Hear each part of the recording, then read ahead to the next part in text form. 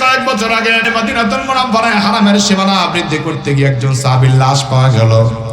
বেকু দিয়ে যখন মাটি খনন করতেছে তখন তাকে দেখি গভীরে আর যায় না, মেশিন ফিট করে, এত মেশিন যেটা বিল্ডিং ধাক্কা দিলে পড়ে যায়, কিন্তু এই মাটির নিচে আর চাইতেছে না।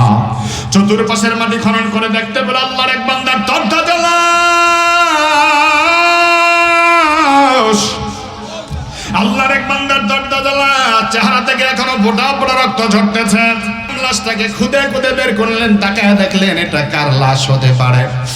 মদিনার ইমামরা সবাই ঐক্যবদ্ধ হয়ে গেলেন, এটা কার লাশ হতে পারে। সবাই ঐক্যবদ্ধ হয়ে দেখলেন এটা সাধারণ কোন সাহাবী নয়, হযরত যুহাইর রাদিয়াল্লাহু তাআলা, যিনি উহুদের ময়দানে শহীদ হয়েছেন। আল্লাহর নবী শহীদ হওয়ার পরে যুহাইরের ব্যাপারে বলছেন, সাহাবীরা রে, আমার যুহাইরের লাশটা কি অবস্থা আছে? কয় হুজুর একটাই মাত্র জামা, যদি মাথার দিক বাইন্ধা দেয় পায়ের দিক খোলা থাকে, পায়ের দিক বাইন্ধা দিলে মাথার দিক খোলা। নবীজি ডাক দেখ, আমার সাহাবীরা রে, জামা যেমনি আছে এমনি তা, মাথার দিকটা খোলা দাফন করে দাও, আর পায়ের দিকটা বেঁধে দাও গাছের বড় বড় পাতা দিয়া, শাল বাকল দিয়া। সাহাবায়ে কেরাম শাল বাকল দিয়া যখন বেঁধে দিল, আমার ভাইয়েরা হযরত যুহাইর রাদিয়াল্লাহু তাআলাকে যখন নাকি দাফন করে দেওয়া হলো, ওই জায়গাটাতে যখন দাফন করলো, যুহাইর রাদিয়াল্লাহু তাআলার কপালের মধ্যে বেঈমান একটা তরবারি দিয়ে আঘাত করছিল। 1400 বছর পার হয়ে গেছে, আল্লাহর কসম গোটা দুনিয়া দেখলো, মিডিয়া দেখলো, এখন ওই জায়গা থেকে ফোঁটা ফোঁটা রক্তগুলি ঝরছে। এ মুসলমান বলুন আল্লাহু আকবার, এ যুবকেরা বলুন আল্লাহু আকবার। আমার ভাইরা, যুহাইর রাদিয়াল্লাহু তাআলার ফোঁটা ফোঁটা রক্তগুলি ঝরতেছে।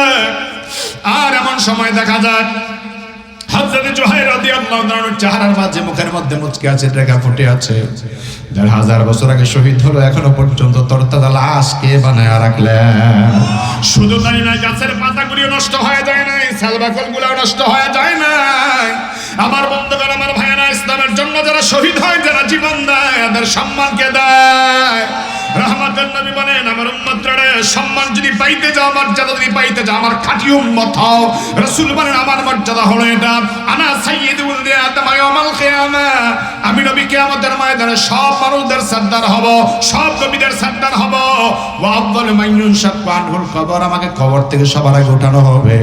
ওয়া আফদালু শাফিয়ান ওয়া আফদালু মুশাফফাইন, আমার সুপারিশ করার জন্য আল্লাহ আগে আমারে পারমিশন দিবে, আর আমার সুপারিশ আল্লাহ সবার আগে কবুল করে নেবে।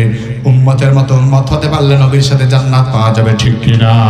রাসূল বলেন, আমি উম্মতের মাঝে, নবীদের মাঝে সবার আগে জান্নাতে যাব, আর যারা আমার উম্মত তোমরাও সব উম্মতের আগে জান্নাতে যাবা।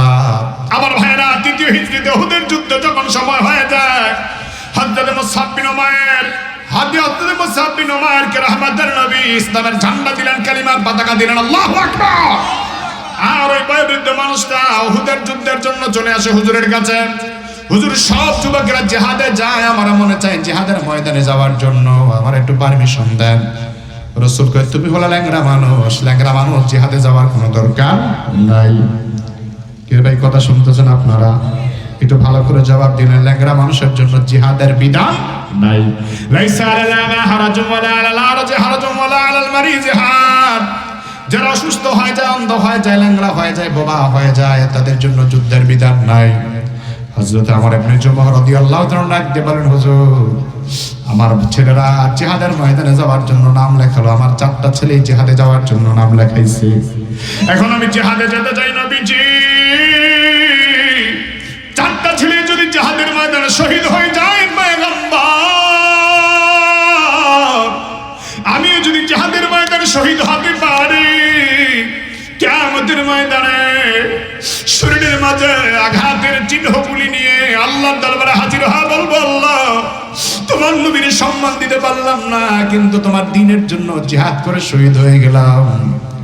রাহমাতুল লিল আলামিন নবীর কাছে আমার ইবনে জুমহ যখন আবেগের কথাগুলি বলছেন, তখন নবীজির নামটা লেখা দিলেন, চিল্লায় কোন আল্লাহু আকবার।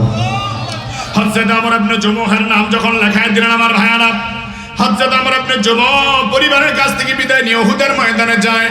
সহিহ বুখারীতে বর্ণনা পাওয়া যায়, কিতাবুল মাগাজিতে, আমর ইবনে জুমহ রাদিয়াল্লাহু তাআলা জিহাদের ময়দানে যাওয়ার পর পরিবার থেকে যখন বিদায় নেয়, তখন ওনার পরিবার ডাক দিয়ে বলে, আমার স্বামী, জিহাদের ময়দানে যাওয়ার আপনার কোনো দরকার নাই, আপনি জিহাদে যাওয়ার কোনো দরকার নাই।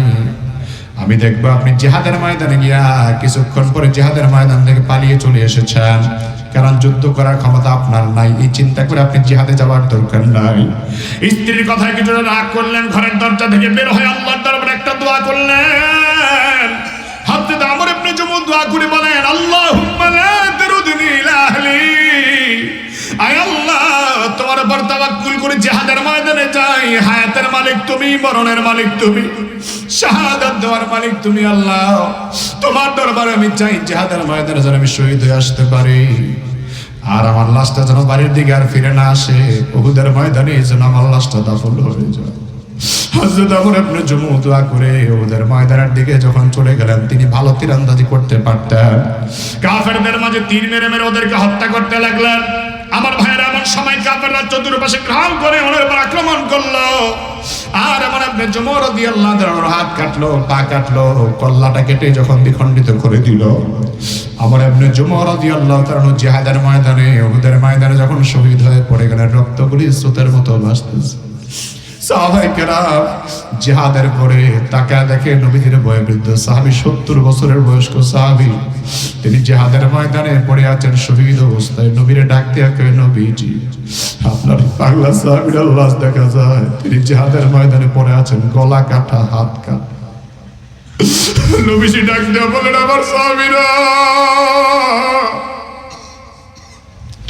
আমার সাহাবীরা, তার পরিবারের খবর দাও, তার ছেলেদের খবর দাও। ছেলেরা আসলেন, বাবার লাশ দেখলেন। লাশ দেখার পরে ছেলেরা কাঁদে না, বরং বাবার স্বপ্ন পূরণ হলো। ছেলেরা বড় আনন্দিত। বাবার লাশটাকে বাড়িওয়ালাদের কাছে নিয়ে যাবে দেখাবার জন্য। যখন লাশটাকে কাঁধে নিল, লাশ কাঁধে নেওয়া যায়, কিন্তু বাড়ির দিকে রওনা দিলে আর পারে না, লাশটা সামনের দিকে যাইতে চায় না। বাড়ির দিকে যাই না, ছেলেরা দেখো হুজুর, ডাইনে নিলে যায়, বামে নিলে যায়, সামনে নিলে যায়, কিন্তু বাড়ির দিকে যায় না। তখন তার স্ত্রীকে ডাক দিয়ে বলছে, ও আমার আপনি জুমুহের স্ত্রী, আপনার স্বামী কি ঘর থেকে বের হওয়ার সময় কোনো দোয়া করছিল কিনা? বলে আমি বলছিলাম আপনি জিহাদের ময়দান থেকে বীর দেখে আসবেন, তখন তিনি আমার কি না বলে একটা দোয়া করছিল, আল্লাহুম্মা লা তারুদনি ইলা আহলি। আয় আল্লাহ, তুমি আমার বাড়ির দিকে আর ফিরাই না, আমি শহীদ হতে চাই। নবীজি ডাক দিয়ে বলে, সাহাবীরা,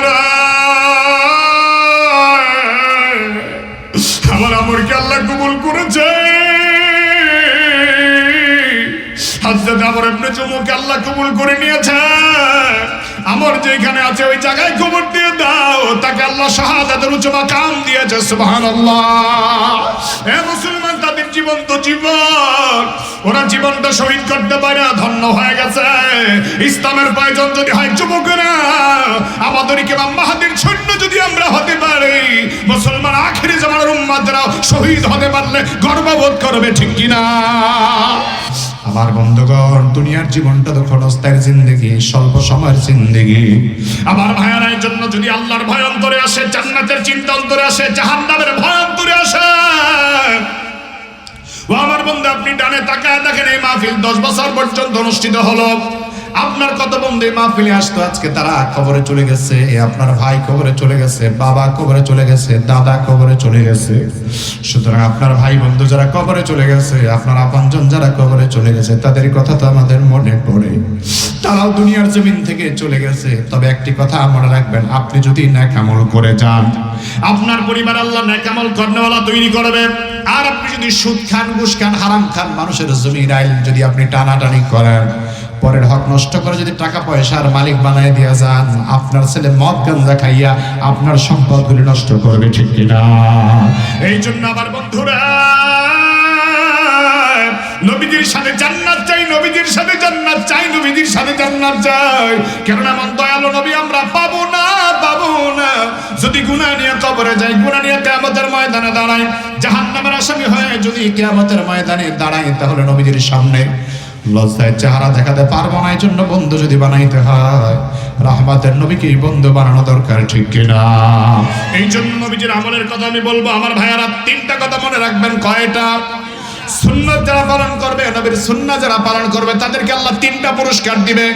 এক নাম্বার, যারা আশরাফ আলী থানভী রাহমাতুল্লাহ আলাইহি তার নসিহত কিতাবে বর্ণনা করেছেন, যারা রাসূলের সুন্নাহ মতো চলাফেরা করবে তাদেরকে আল্লাহ এক নাম্বারে রোগ মুক্ত জীবন দিবে। সুবহানাল্লাহ। দুই নাম্বার, আল্লাহ তাআলা ঋণ মুক্ত পেরেশানি মুক্ত জীবন আল্লাহ দান করবে।